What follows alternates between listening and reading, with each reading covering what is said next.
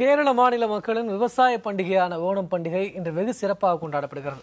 மலையாள ஆண்டின் முதல் மாதத்தில் கொண்டாடப்படும் ஓணம் ஹஸ்தம் நட்சத்திரத்தில் தொடங்கி திருவோணம் வரை 10 நாட்கள் கொண்டாடப்படுகிறது. மகாபலி மன்னனை வரவேற்கும் வகையில் மலையாள மொழி பேசும் மக்கள் தங்கள் வீடுகளில் வண்ண மலர்களால் கோலமிட்டு சிறப்பு வழிபாடு நடத்தி வருகின்றனர். கேரளாவை ஒட்டியுள்ள தமிழக மக்களும் ஓணம் பண்டிகையை கொண்டாடி வருகின்றனர்.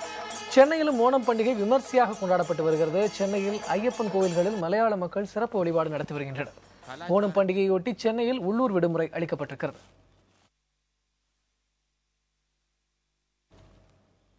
மலையாள மக்கள் அதிகம் வசிக்கும் கன்னியாகுமரி மாவட்டத்தில் வழக்கமான உற்சாகத்துடன் ஓணம் பண்டிகை கொண்டாடப்பட்டு வருகிறது. இது பற்றிய தகவல்களை அங்கிருக்கும் நமது செய்தியாளர் நாகராஜனிடம் கேட்கலாம்.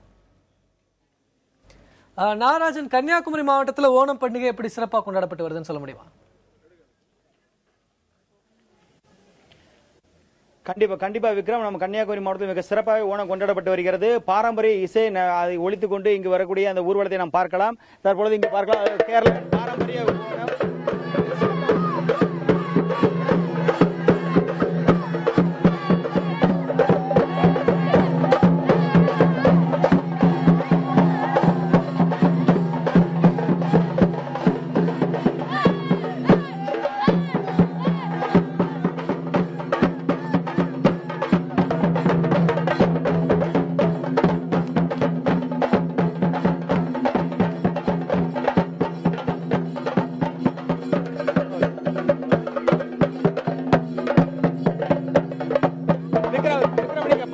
விக்ரம், நீங்க பார்த்திருப்பீங்க, அதாவது ஒரு பாரம்பரியமான ஒரு திருவிழா, அது காலங்காலமாக கொண்டாடப்பட்டு வருகிற திருவிழா, அதுவும் கன்னியாகுமரி மக்களுக்கும் நெருங்கிய தொடர்புள்ள அந்த கேரளாவோடு தொடர்புள்ளதை காட்டக்கூடிய திருவிழா. எனவே அனைத்து மக்களும் ஜாதிமத பேதம் இல்லாமல் நடத்துகின்றனர்.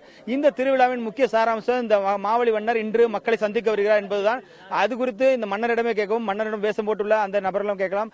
சார் சொல்லுங்க, இந்த விழா எப்படி கொண்டாடுறீங்க? இன்னைக்கு இதோட சாராம்சம் என்ன அப்படிங்கிற? மிகப்பெரிய ஆகோஷமாக கொண்டாடுகிறோம். இந்த ஓண ஆகோஷத்தை முன்னிட்டு வருடா வருடம் நடத்தி கொண்டிருக்கின்ற இந்த திருவிழா மக்களை பார்த்து ஓணப்பண்டிகை திருவிழா சொல்லி எல்லா நல்வாழ்த்துக்களை சொல்லிட்டு இப்படி வருடா வருடம் நடந்து கொண்டிருக்கின்றது. இந்த மக்கள் நல்ல ஆரவாரமாக சந்தோஷமாக இருக்கின்றார்கள். மிகவும் சந்தோஷமாக இருக்கின்றது. இன்னைக்கு இந்த மன்னர் இந்த பண்டிகை ஓணம் பண்டிகை ஒட்டி என்ன செய்வீங்க? மக்களுக்கு என்ன கொடுப்பீங்க, என்ன சொல்றீங்க? இந்த நல்ல நாளை சண்டை போடாம வாழ்க்கையை எல்லாம் என்ஜாய் பண்ணி நடைமுறைகள் நல்ல வாழ்க்கையாக செஞ்சாருந்தா நல்லா இருந்தது. விக்ரம், நீங்க பார்த்திருப்பீங்க, அதாவது இந்த பகுதியில் அதற்காக, அதாவது இன்று 10 நாட்கள் கொண்டாடப்படும் இந்த திருவிழா இன்று 10ஆம் நாள் திருவிழா, இந்த ஓணம் திருவிழா கொண்டாடப்படுகிறது. அதை ஒட்டி சிறப்பு ஏற்பாடுகள் செய்யப்பட்டுள்ளது. இந்த பண்டிகைக்காக முக்கிய விழா, இந்த பண்டிகை முக்கிய நிகழ்ச்சி மதியம் நடத்தக்கூடிய சந்தியா என்று சொல்லக்கூடிய மதிய சந்தியாவுடைய சாப்பாடு தான்.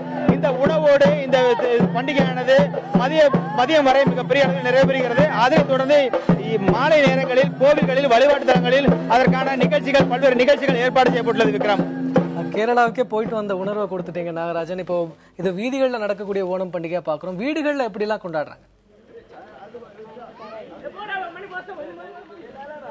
கண்டிப்பா இது குறித்து நம்ம இந்த செய்தியாளர், நம்ம பகுதியை சேர்ந்த செய்தியாளர் மனு இருக்கா, அவடமே கேட்கலாம். மனு, சொல்லுங்க, வீடுகளில் என்ன மாதிரியான இந்த ஓணம் பண்டிகை கொண்டாடுவாங்க? அதாவது கேரளாவில் கொண்டாடும் மாதிரி குமரி மாவட்டம் குழுத்துறையில் 10 நாள், அதாவது 10 நாள் வீட்டில் அத்தப்பூ கோலம் போட்டு அந்த மாவேலி மன்னனை வரவேற்கிறதுக்காக அவங்க அந்த அத்தப்பூ கோலம் போட்டு தினசரி அந்த பூவை மாற்றி 10வது நாளான இன்று திருவோணம் அன்று மாவேலி வேஷம் போட்டு இந்த தெருக்கள் மாவேலி மன்னன் வீடுகளுக்கு வந்து மக்களுக்கு அனுகிரகம் கொடுக்கக்கூடிய நிகழ்ச்சி தான் இன்று நடந்து கொண்டிருக்கிறது.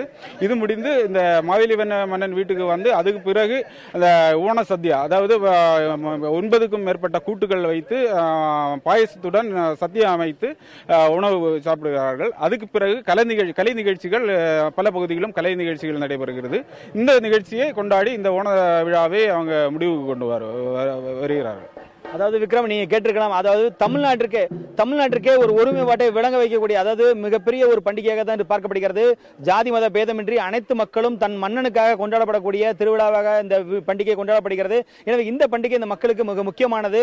அனைத்து பகுதியிலும் இதன் உற்சாகம் என்பது அனைத்து பகுதியிலுமே பார்க்க முடிகிறது. இந்த மக்கள் இதனை மிகவும் விரும்பி கொண்டாடுகின்றனர். இந்த கொண்டாட்டம் தொடர்ந்து இருக்க வேண்டும் என்றும் எதிர்பார்க்கின்றனர். விக்ரம், நன்றி நாகராஜன். தமிழ் மண்ணில் ஒரு மலையாள திருவிழா கன்னியாகுமரியில் ஓணம் பண்டிகை சிறப்பாக கொண்டாடப்பட்டு வருகிறது.